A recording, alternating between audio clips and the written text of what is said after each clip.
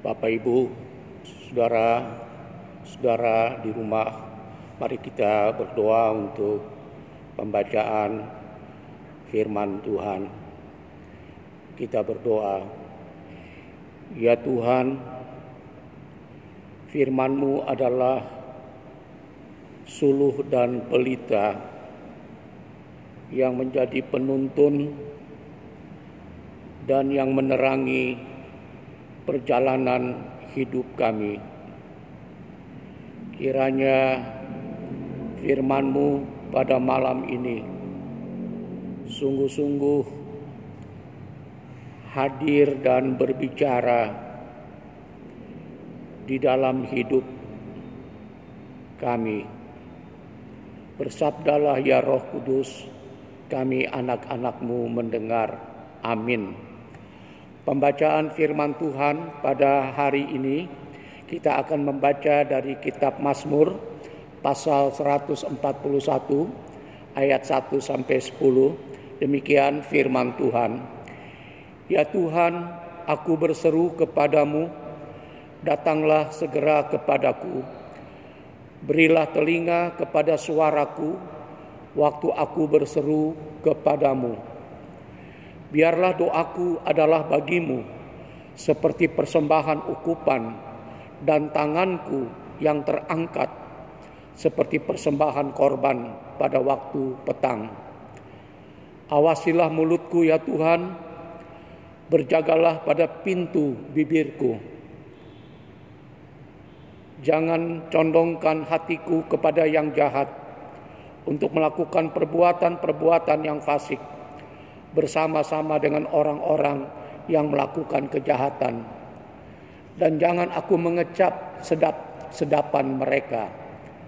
Biarlah orang benar memalu dan menghukum aku.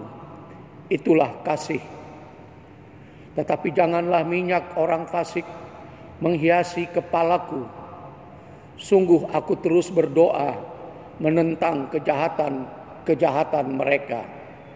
Apabila mereka diserahkan kepada hakim-hakimnya, maka mereka akan mendengar bahwa perkataan-perkataanku menyenangkan. Seperti batu yang dibelah dan dihancurkan di tanah, demikianlah akan berhamburan tulang-tulang mereka di mulut dunia orang mati. Tetapi kepadamulah ya Tuhan, Tuhanku, mataku tertuju. Padamulah aku berlindung, jangan campakkan aku. Lindungilah aku terhadap katupan jerat yang mereka pasang terhadap aku, dan dari perangkap orang-orang yang melakukan kejahatan. Orang-orang fasik akan jatuh serentak ke dalam jala mereka, tetapi aku melangkah lalu. Demikianlah firman Tuhan. Bapak, Ibu, saudara-saudara yang berada di rumah, salam sejahtera dalam kasih Tuhan Yesus Kristus. Hidup orang beriman atau anak-anak Tuhan tidak luput dari pencobaan-pencobaan yang setiap saat mengintai kita. Karena di mana-mana kejahatan itu selalu mau menggoda setiap orang-orang beriman.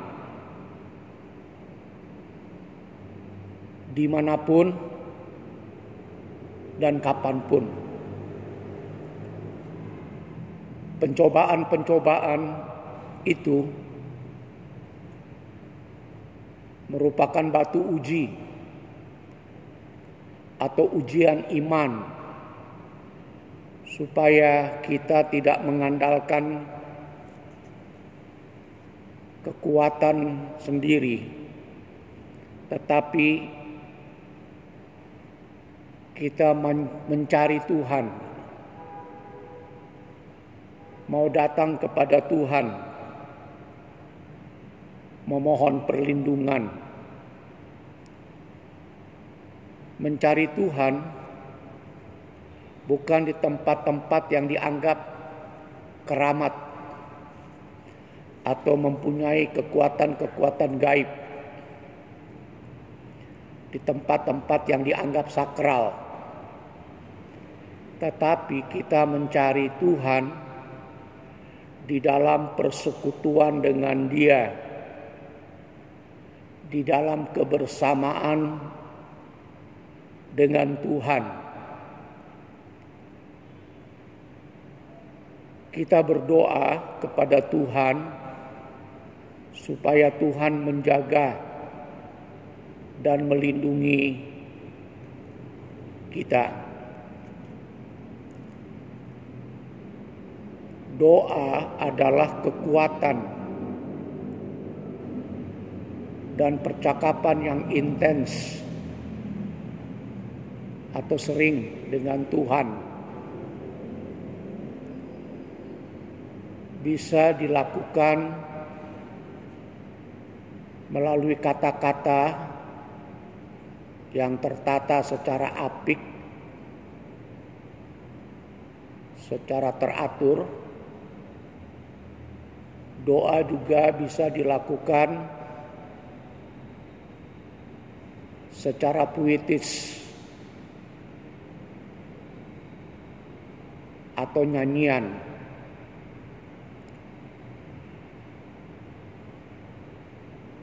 Yang membuktikan kalau kita berdoa kepada Tuhan,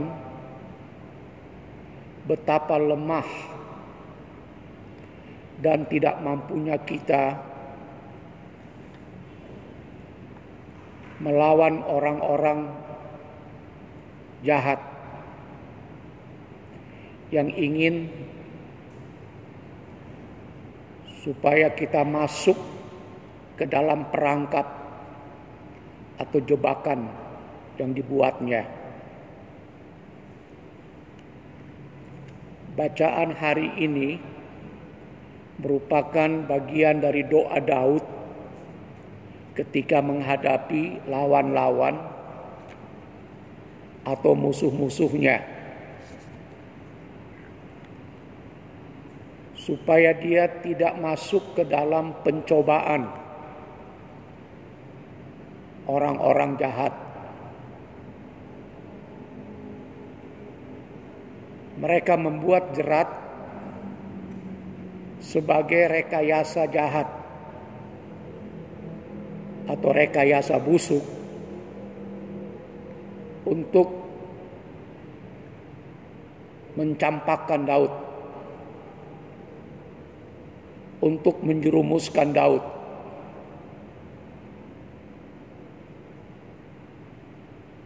Dalam kondisi ini, Bapak, Ibu, Saudara, ketika hidupnya terancam oleh orang-orang yang jahat, Daud berseru kepada Tuhan dan dia berharap Tuhan segera datang untuk menolong. Cara yang dilakukan Daud seperti dia membawa kurban persembahan, ukupan, yaitu dengan cara mengangkat tangan. Mengangkat tangan. Dalam dunia peperangan, menghadapi musuh, jika orang atau prajurit sudah terpojok dan tidak bisa lagi melawan, maka dia mengangkat tangan atau hand up tanda sudah menyerah. Mengangkat tangan adalah simbol bahwa kita tidak mampu atau berdaya menghadapi musuh atau lawan-lawan kita. Dan sekaligus kita membutuhkan pertolongan Tuhan. Artinya, ketika kita mengangkat tangan, tidak berdaya atau menyerah menghadapi orang yang jahat, maka di dalam kelemahan dan ketidakberdayaan kita, ketika itu Tuhan akan turun tangan untuk menolong dan menyelesaikan pencobaan yang kita hadapi dari orang yang jahat itu.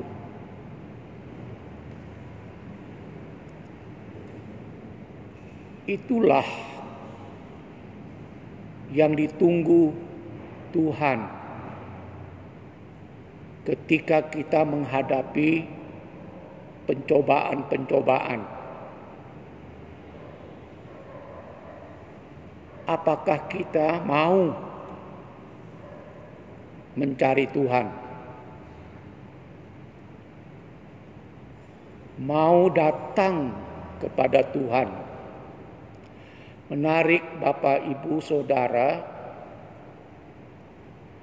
Daud tidak memakai kekuatan fisik melawan orang-orang jahat itu. Dia tidak juga berkomplot atau bergabung dengan orang-orang fasik. Karena apa? Karena dia tidak menyukai sedapan orang fasik. Hatinya tidak dicondongkan atau ditujukan atau diarahkan kepada komplotan orang-orang jahat yang gaya hidupnya memberi berbagai kenikmatan, menawarkan kenikmatan-kenikmatan yang diperoleh dengan cara-cara yang fasik pula, demi memenuhi kepuasan secara daging. Dalam menghadapi musuh-musuhnya, Daud lebih suka menahan diri dengan cara mengerem atau mengekang mulutnya ketika dia marah. Kenapa? Karena dari mulut keluar puji-pujian, ucapan-ucapan yang memberkati orang dan memuliakan Tuhan.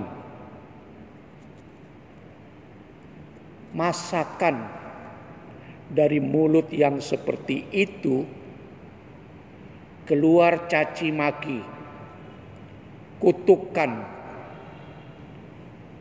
hujatan, sumpah serapah, dan sebagainya. Sebab apa?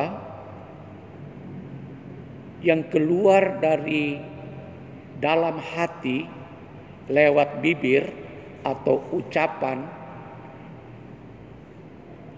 yang tidak menyakiti hati orang akan didengarkan oleh orang lain. Apakah kata-kata atau ucapan-ucapan kita sungguh-sungguh kata-kata berkat atau kata-kata kutukan? Daud tidak menyukai cara-cara seperti ini dalam menghadapi pencobaan yang datang dari orang-orang jahat. Tetapi Daud lebih menyukai teguran yang berasal dari orang benar. Dari orang benar, karena itulah kasih.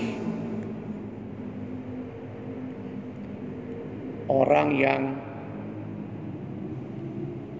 melakukan hukum atau karena hukum, yaitu hukum kasih. Bandingkan kitab Amsal pasal 13 ayat 24.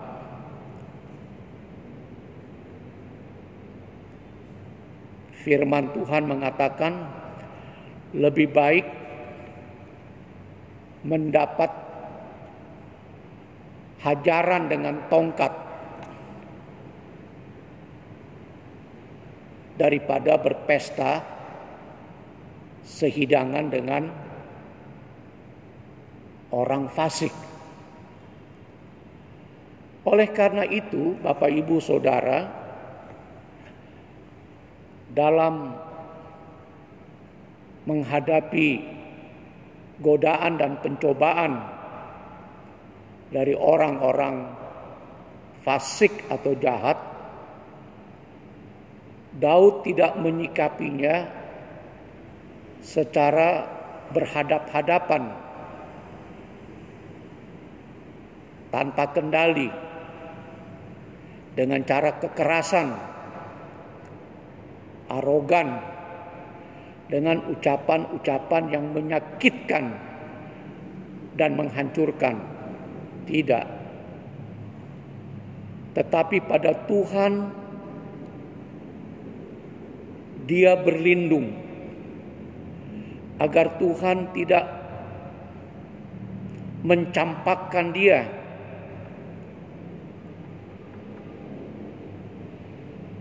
di dunia orang jahat. Dan Tuhan menyelamatkan Daud dari jerat dan perangkap orang jahat itu. Buktinya, Bapak Ibu Saudara-saudara, senjata makan tuan. Senjata makan tuan. Orang-orang jahat lah yang terperangkap pada jerat yang dibuat oleh mereka sendiri, sampai mereka tidak bisa dilepaskan lagi. Seperti burung yang terperangkap dalam jeratan. Apa yang terjadi, Bapak Ibu Saudara? Semakin burung-burung itu bergerak supaya dapat bebas, maka burung-burung itu semakin terperosok, lebih sulit, lebih dalam lagi, sehingga tidak bisa diselamatkan. Begitulah pada akhirnya orang-orang yang jahat itu. Bapak, Ibu, saudara-saudara yang diberkati Tuhan, dari firman Tuhan malam ini kita mau belajar beberapa hal Yang pertama, pencobaan-pencobaan yang kita hadapi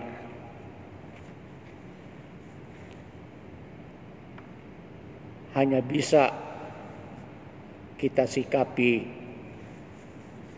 dengan berlindung pada Tuhan. Dalam kekuatan doa, kita memohon Tuhan mau melindungi orang-orang yang beriman. Sebab doa merupakan dialog, percakapan yang intens dengan Tuhan. Memohon perlindungan Tuhan supaya kita tidak terperangkap pada jebakan-jebakan yang dibuat oleh orang fasik, seperti jabatan, kedudukan, kekayaan, dan sebagainya yang diperoleh dengan cara-cara fasik, dengan rekayasa jahat. Yang kedua, pakailah mulut kita, ucapan-ucapan yang keluar dari bibir kita untuk memuji dan memuliakan nama Tuhan. Jangan berpikir mentang-mentang memang lidah tidak bertulang, kita ngomong seenaknya yang membuat orang lain terluka hatinya, perasaannya. Yang ketiga, hidup orang fasik bisa dipakai Tuhan sebagai batu uji dalam hidup kita. Janganlah kita menjadi iri hati dengan semua yang mereka miliki. Harta dunia adalah bonus. Kita harus menunjukkan bahwa kita adalah orang-orang benar yang hidupnya sesuai dengan firman Tuhan. Terpujilah Yesus Kristus. Amin.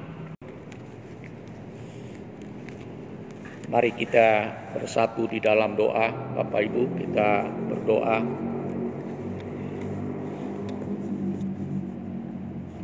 Ya Bapa, terima kasih atas firman-Mu yang kami dengar malam hari ini.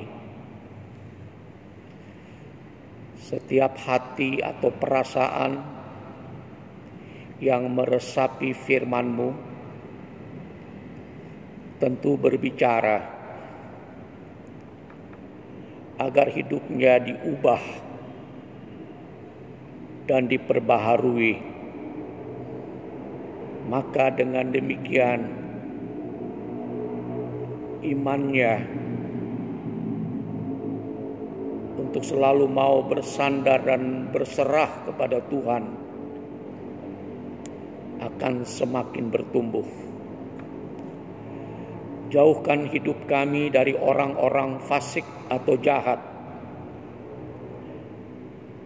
yang memasang jerat supaya kami terperangkap ke dalam pencobaan. Karena kami tidak hidup dalam kebenaran-Mu. Berkati keluarga kami masing-masing sebagai benteng pertahanan yang kuat agar terhindar dari segala cobaan dan bencana virus corona yang saat ini masih merajalela. Tetapi di dalam perlindungan Tuhan, kami terus dituntun dan diberi kemudahan-kemudahan meraih hari esok yang lebih baik, seperti kesehatan, kekuatan, kebahagiaan, dan kecukupan rezeki pada masa-masa yang sulit ini, di mana banyak orang harus berhenti dari pekerjaannya, yang hilang usaha dan mata pencahariannya.